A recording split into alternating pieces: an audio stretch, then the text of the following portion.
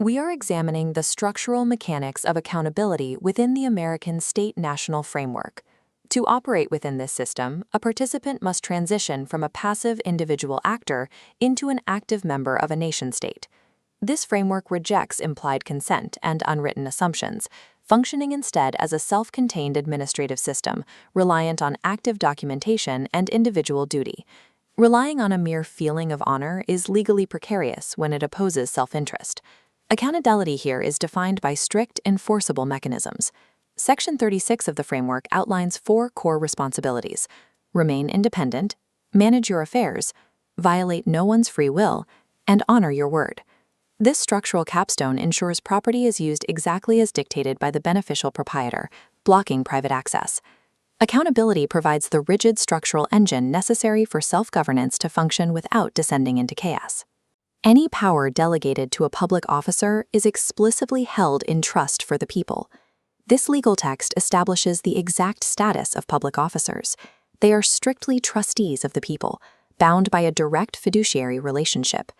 The legal standard dictates that any enterprise by a public official that undermines individual rights or weakens public confidence automatically violates public policy.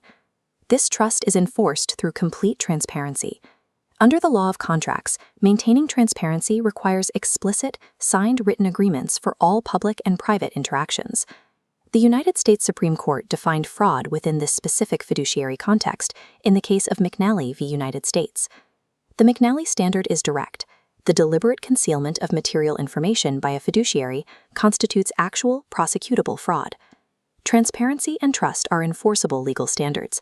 Their absence constitutes a documented crime against the public. The operational structure of the Assembly establishes a sharp contrast between the roles of the governed and the roles of their officers. In this framework, elected officials function as deputies, agents accountable to the Assembly.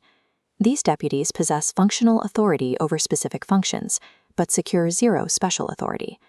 A mandatory protective barrier, the prudent man rule, governs their behavior, preventing officers from spending recklessly or endangering public welfare. The Assembly members themselves must operate as autodidacts or self-teachers. They are required to actively study local laws and uniform commercial code definitions to properly enforce their rights. Article 3014 outlines strict behavioral expectations for these members. Civil discourse and strict decorum during public meetings are mandatory.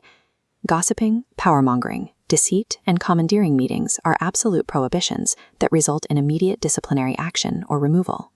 Dismantling hierarchical rule shifts the heavy burden of governance entirely onto educated, disciplined citizens. This diagram illustrates Article 3305. Creating a public record officially affirms an individual's political status. Valid records can be established through an Assembly Land Recording Office, international publishing services, or even sustained newspaper publication. Record keepers and recording secretaries manage the critical administrative roles, securing meeting minutes, dates, and voting quorums. These records provide the exact documentary evidence required to legally rebut private registrations and counter any assumptions of municipal franchising. In a purely paper-driven administrative framework, an unrecorded right effectively does not exist. The public record provides the core evidence necessary for Assembly operations. When dealing with rogue deputies, the system utilizes an immediate recall process. Removal bypasses the standard arduous petition process, requiring only a written notice of cause and a direct Assembly vote. On the ground, community oversight is equally direct. Assembly security officers possess the authority to immediately remove any member who disrupts business or acts belligerently during meetings. At the macro level, administrative courts are established specifically to facilitate the prosecution of administrative agencies that trespass on private rights. True accountability operates through immediate, frictionless correction mechanisms, driven directly by the community. The documentation uses a blueberry farm analogy to explain the gap between having a right and exercising it. A contract might give you the right to pick your neighbor's berries, but you still have to walk up the hill and physically harvest them. Self-governance depends on citizens actively holding elections, staffing courts, and physically convening their assemblies. Issuing the private registered indemnity bond is complex.